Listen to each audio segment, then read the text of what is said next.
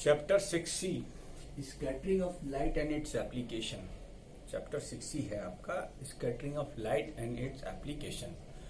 ठीक है, what is scattering of light. सबसे पहले हम स्कैटरिंग ऑफ लाइट के बारे में जानेंगे, क्या है ये। देखिए, हम यहाँ पर लाइट को इस टर्म में दिखा रहे हैं, आगे चलकर आप जानेंगे कि ये फोटोन कहलाता है। ठीक, ऐसे मान लीजिए कि ये लाइट के पार्टिकल्स आ रहे हैं। आपकी बुक में ये फिगर नहीं है, इससे मुझे मतलब नहीं है, लेकिन ये इंसिडेंट लाइट है। ठीक है, इसे हम फोटोन कहेंगे। ये फोटॉन्स हैं, ये डस्ट पार्टिकल्स हैं।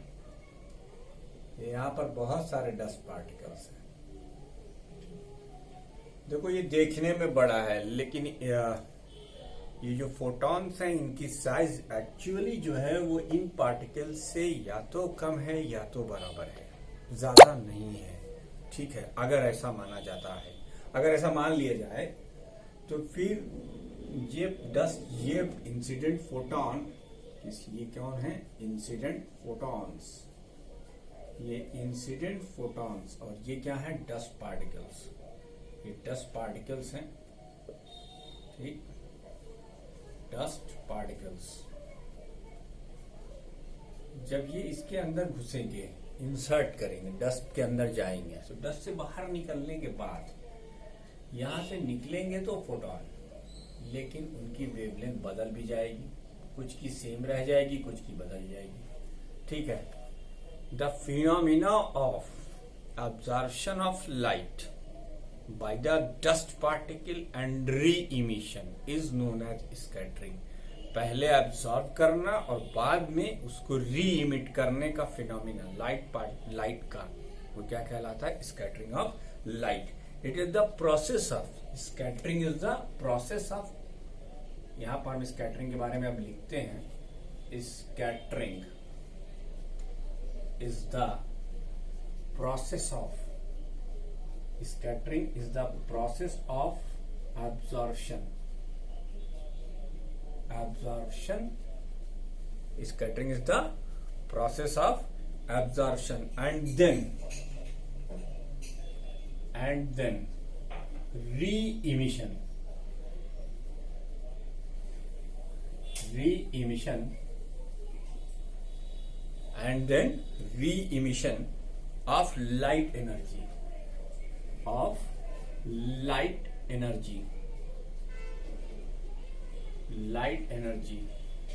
by the dust particle। आप चाहे तो बगल वाला फिगर बनाएं और चाहे तो ना बनाएं। Dust particle and air molecules, dust particle and air molecules in the medium या इन द एटमॉस्फेयर। ये फिनोमिना अपर एटमॉस्फेयर में होता है, इन द एटमॉस्फेयर। तो whatever I write, what is scattering. Scattering is the process of absorption and the re emission of light energy by the dust particle and the air molecules in the atmosphere, that is known as scattering. ठीक है, अब scattering कौन लोग करेंगे, कौन से particle scattering करेंगे। मिसाल के तौर पर आप अपना कमरा बंद कर लीजिए, दोपहर का वक्त है और चारों तरफ से अंधेरा है, कोई एक होल है आपके कमरे में, तो आप उसमें से आती हुई लाइट को ऐसे देखते हैं। लाइट एक सीधी लाइन में आ रही होती है, लेकिन उसमें आपको बहुत सारे पार्टिकल्स दिखाई देंगे, वही डस्ट पार्टिकल्स हैं। वो क्या है, वो डस्ट पार्टिकल्स हैं, वो लाइट के पार्टिकल्स नहीं है। लाइट के पार्टिकल आपकी नेकेड आई नहीं देख सकती, याद रखिएगा। ठीक है, अगर हम लाइट को कहीं कहीं पार्टिकल मानते भी हैं तो वो इतने छोटे हैं कि आप नेकेड आई से नहीं देख सकते। तो अंधेरे कमरे में वो जो एक होल से लाइट आ रही है, वो लाइट किसकी है बेटा, वो जो लाइट आ रही है उसमें जो पार्टिकल आपको दिखाई दे रहे हैं वो डस्ट पार्टिकल हैं। और वही डस्ट पार्टिकल लाइट को एब्सॉर्ब करके अगर री इमिट करने लग जाए तो ये फिनोमिना स्कैटरिंग कहलाती है। क्या कहलाती है, स्कैटरिंग। अच्छा, अब इसमें नोट करने वाली एक बात, द एयर मॉलिक्यूल्स, इसमें पहली बात जो नोट करने वाली है वो ये, the air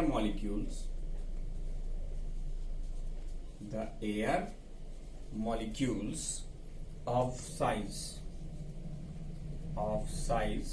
smaller than the air molecules of size smaller than the wavelength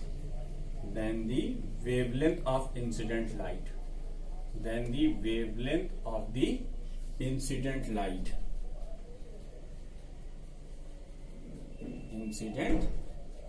light, absorb the energy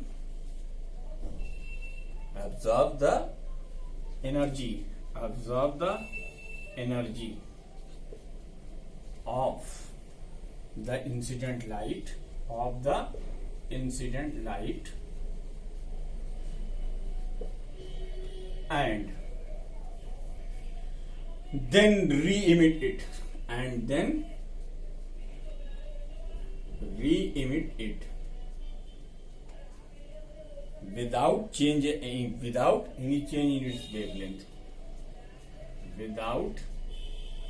any change in its wavelength,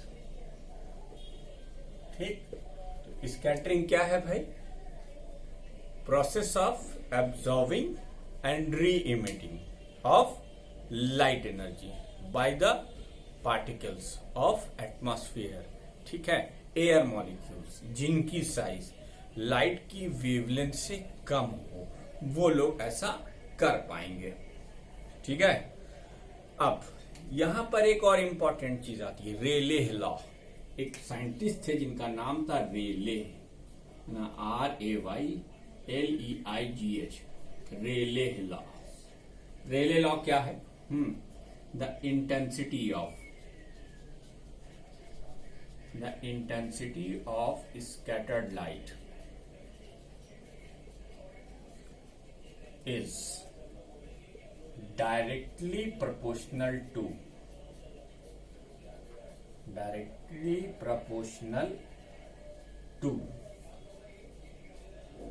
the 1 upon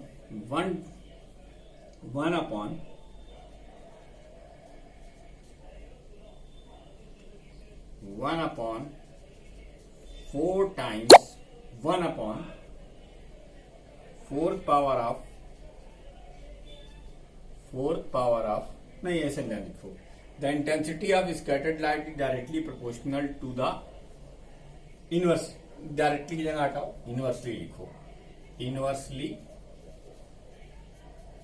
inversely proportional to the intensity of scattered light is inversely proportional to the 4th power of wavelength, 4th power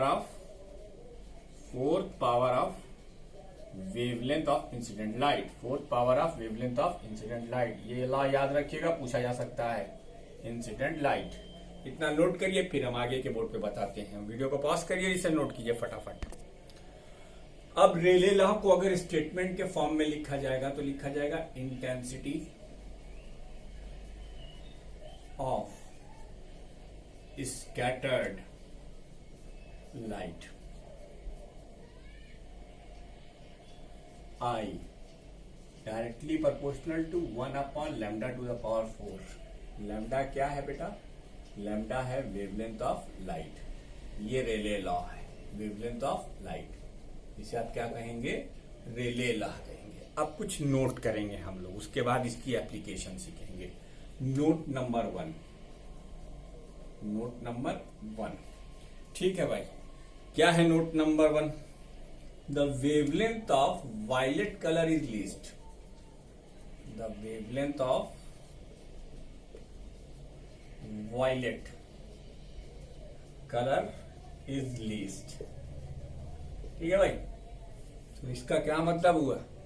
least है तो ये scattered मोर करेगी, ठीक है। The wavelength of violet colour is least, hence it is scattered most. विज्ञान में सबसे ज्यादा जो स्कैटर्ड करती है वो कौन सी लाइट होती है?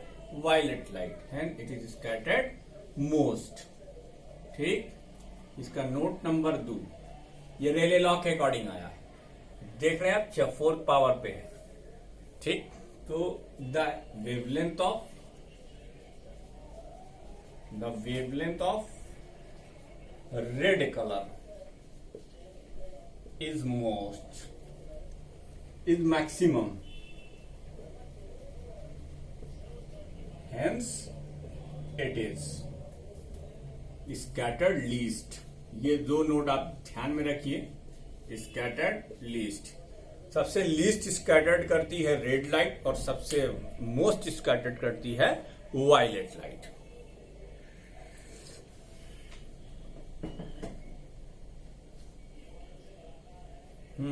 अब यहां पर एक नोट नंबर 3 भी लिखवा देता हूं। If the size of the air molecule, if the size of the air molecule, भाई छोटे पे तो स्कैटरिंग होगी। If size of the air molecule is bigger than the wavelength of incident light,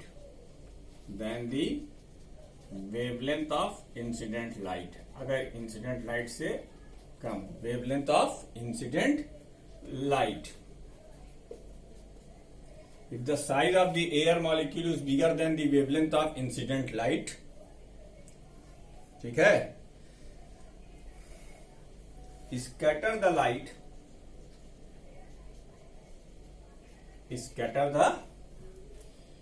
scatter the light of all wavelengths, scatter the light of all wavelengths,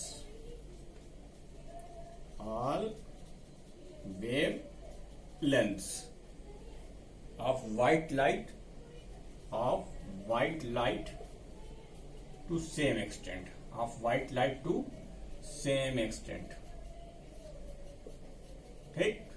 ये 3 note आप लोग को याद रखनी चाहिए कि सबसे कम स्कैटरिंग किसकी होती है, सबसे कम स्कैटरिंग होती है वायलेट के साथ, सबसे ज्यादा स्कैटरिंग किसकी होती है, रेड सबसे ज्यादा।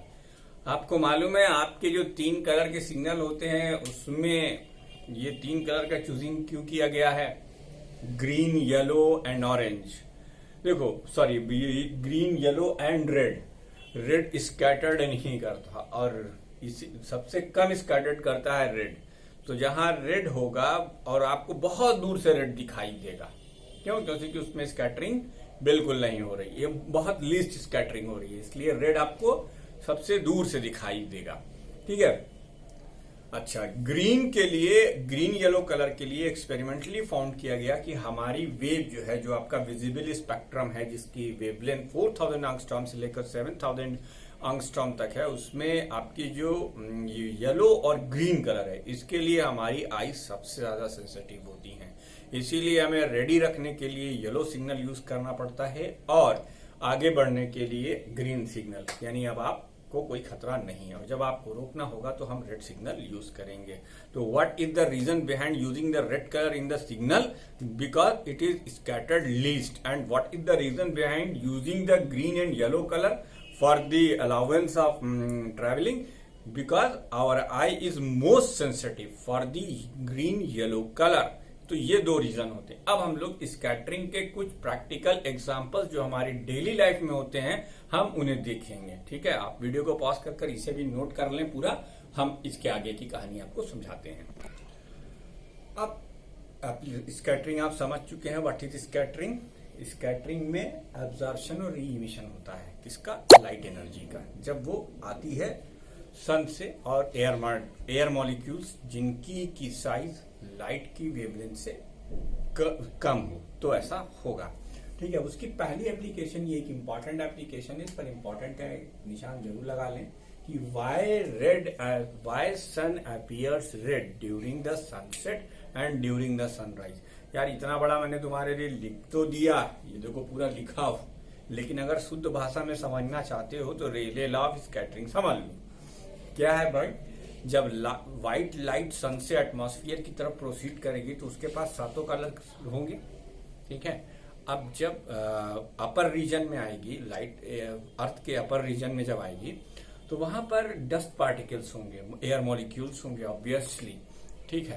तो जब एयर मॉलिक्यूल्स पर पड़ेगी लाइट, 7 कलर हैं तो सातों में जाहिर सी बात है कि वायलेट कलर जो कि सबसे ज्यादा स्कैटर्ड होगा due to its shorter wavelength, और रेड कलर सबसे कम स्कैटर्ड होगा due to its longer wavelength. ये पूरी कथा यहाँ पर लिखी हुई है, लेकिन अगर आप समझना चाहते हैं तो समझने के लिए सिर्फ 2 बातें हैं। रेले लॉ कहता है कि स्कैटर्ड लाइट की इंटेंसिटी इनवर्सली प्रोपोर्शनल होती है 4 पावर ऑफ वेवलेंथ की। अब जैसा कि हम जानते हैं कौन सी लाइट ज्यादा स्कैटर्ड करेगी, वायलेट। क्यों करेगी? क्योंकि उसकी वेवलेंथ कम होती है, ठीक है भाई, है ना, तो वो ज्यादा स्कैटर्ड करेगी। अब रेड लाइट की वेवलेंथ ज्यादा होती है, देखो red light of longer wavelength is scattered little at the time of the sunrise and the sunset. Light from the sun has to travel a longer distance of atmosphere to reach the observer. Since the blue light of shorter wavelength is scattered more, much of it is lost. वो गायब हो जाती है. While the red light of longer wavelength is scattered little, so it is not too much lost. Thus the blue light is almost absent in sunlight reaching the observer, and only red light reaches the observer. As a result, the sun and the nearby region it is seen red. ये reason आपको याद रहना चाहिए। दूसरा application इसका लिखवाते हैं, video को pause करके इसे नोट कर लीजिए, दूसरा एप्लीकेशन देखिए। तो इसकी दूसरी application, white colour of sky at noon. जब दोपहर होगी तो सूरज जो है ठीक हमारे सर के ऊपर होगा। अब जब सूरज हमारे सर के ठीक ऊपर होगा तो सारी वेवलेंथ ऑफ लाइट को एक सेम डिस्टेंस ट्रैवल करनी है। अब उनका जो स्कैटरिंग होती है वो लगभग सभी विजिबल स्पेक्ट्रम की सारी वेवलेंथ की लाइट के लिए सेम होती है, इसीलिए वो व्हाइट दिखाई देता है, ठीक है। At noon the sun is directly over our head, so we get light rays directly from the sun after travelling shortest distance without much scattering of any particular colour, hence the sky seen as white. ये इसका दूसरा application हुआ। तीसरा application फिर important है, ये भी important है, ये भी इंपॉर्टेंट है, बाकी आपको पढ़ना है। स्कैटरिंग आप समझ ही चुके हैं, इतना देर से एक्सप्लेन कर रहा हूँ स्कैटरिंग के बारे में, तो उम्मीद करता हूँ कि आपको समझ में आ गया होगा कि क्या है स्कैटरिंग, है ना। हजम कर जाना और फिर उगल देना, किसका? लाइट का। किसके द्वारा? एयर मॉलिक्यूल्स के द्वारा, ठीक है। So as light coming from the sun travels through the atmosphere, it gets scattered in the different directions by air molecule present in its path. The blue light, due to its short wavelength, is scattered more as compared to the red light of longer wavelength. Thus, the light reaching our eye directly from the sun is rich in red color. ये क्या होती है? Red colour में rich होती है, ठीक है। जो सन से डायरेक्ट रे आपकी आईज में गिर रही हैं वो रेड कलर में रिच क्यों है? क्योंकि ब्लू कलर स्कैटर्ड कर गया। अब इसको हम मिटा देंगे, वीडियो को पॉज करके इसको नोट जरूर कर लीजिएगा। अब इसको पूरा करने के लिए मेरे से जगह नहीं बची है तो हम इसे मिटा देते हैं। तो sun is red colour and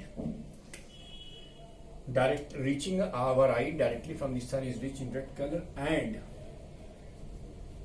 from all the other direction, all the other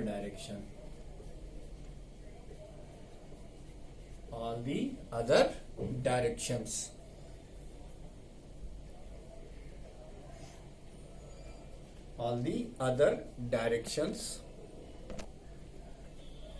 the sun is rich in red color, and while from all the other directions blue light reaching to our eye is the scattered blue light, ठीक। therefore the sky in the direction other than the direction of sun is seen blue. इसकी तीसरी application है। ये तो जो लिखना है वो फॉर्मेलिटी है, वो आपको अपने हिसाब से देख लेना है, लेकिन हम जो आपको बताना चाह रहे हैं वो ये बताना चाह रहे हैं कि जब सन से लाइट हमारे पास आती है तो हमें आसमान नीला क्यों दिखाई देता है, जबकि आने वाली लाइट में तो 7 कलर थे। तो होता ये है बेटा कि वायलेट कलर की या ब्लू कलर की स्कैटरिंग सबसे ज्यादा होती है, ठीक है। तो जिस डायरेक्शन में आप सन को देख रहे होते हैं उस डायरेक्शन में, जिस डायरेक्शन में आप सन को देख रहे हो, सन की तरफ से, सन जिधर है ऐसे अगर आप देख रहे हैं तो वहां की डायरेक्शन को छोड़कर बाकी सब तरफ से आपको जो लाइट रिसीव हो रही है वो स्कैटर्ड ब्लू लाइट है। तो सन की दिशा को छोड़कर बाकी सारी डायरेक्शंस में से जो आप देखेंगे तो वही स्कैटर्ड ब्लू लाइट आपकी आईज पर आकर इंसिडेंट कर रही है। इस वजह से आपको आसमान नीला दिखाई देगा। इसकी तीसरी एप्लीकेशन थी। 2-3 मैं आपके लिए छोड़ रहा हूं, अगर आपको उसमें से कोई नहीं समझ में आती है तो मुझसे पूछ लीजिएगा। बेटा, it is quite impossible to write each and everything on the white board. Try to cooperate and thanks for watching video को देखिए, जो मैंने नोट करा है सब सीरियसली नोट कीजिए। उसके बाद इसकी एक्सरसाइज भी बहुत आसान है। मैंने इसीलिए आपको सबसे पहले 3 सबसे इजीएस्ट चैप्टर कराया, जो कि आपको आगे चलकर ऑप्टिक्स के नाम से 12th में मिलेगा।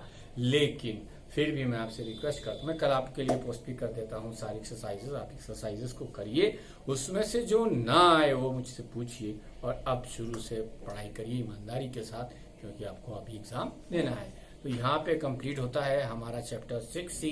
अब हम लोग पहले चैप्टर की ओर बढ़ेंगे, क्योंकि हमें ज़्यादा टाइम चाहिए होगा एक एक चीज़ को कॉम्प्लिकेटेडली, वो बहुत कॉम्प्लिकेटेड टर्म्स हैं उनको एक्सप्लेन करने के लिए। तो अब हम पहले चैप्टर्स की तरफ बढ़ेंगे। तो आपकी जिम्मेदारी है कि चैप्टर 4, 5 एंड 6 जो 3 चैप्टर मैंने पूरे कंप्लीट कर दिए हैं, अब उनकी एक्सरसाइजेज आप कंप्लीट अपनी कॉपी में कर लीजिए। ये सारी नोट्स आप अपनी कॉपी में बना लीजिए। जब स्कूल खुलेगा तो मैं चेक करूंगा। Thank you very much.